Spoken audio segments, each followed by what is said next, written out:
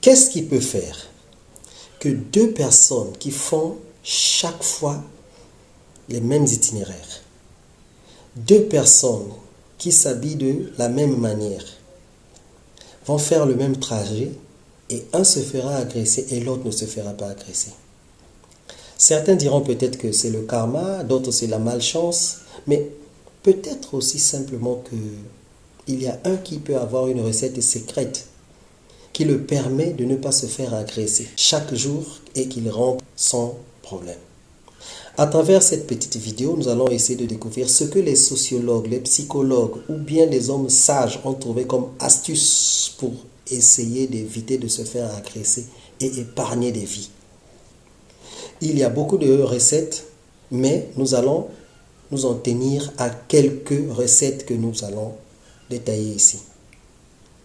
Premièrement, lorsque nous sommes en train de sortir, la première des choses à faire, il faut savoir que nous allons rentrer. Et quand nous allons rentrer, nous allons nous mettre déjà dans l'état d'une personne qui va rentrer, en essayant de nous imaginer comment nous allons rentrer. Nous allons rentrer dans un quartier sombre. Nous allons prendre des itinéraires qui peuvent être dangereux. Alors, qu'est-ce qu'il faut faire? Ce qu'il faut faire, il faut se préparer psychologiquement, s'habiller selon les circonstances. Et pour cela, s'habiller comment? L'homme qui s'habille en noir et l'homme qui s'habille en blanc, les deux ne peuvent pas avoir les mêmes pourcentages de malchance pour se faire agresser. Celui qui s'habille en blanc est détecté au loin dans l'obscurité. Donc déjà, par notre accoutrement, nous pouvons faire un effort de nous habiller de telle manière que nous ne soyons pas facilement observables à distance.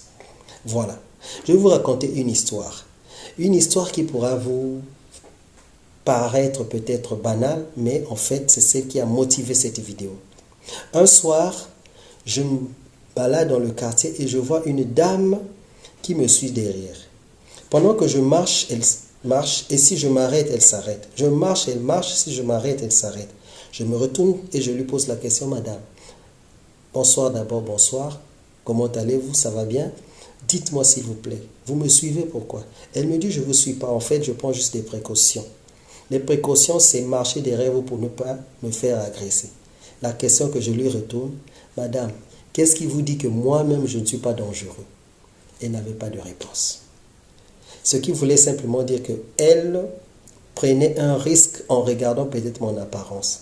Ceci est une façon, peut-être sage à sa manière, de se faire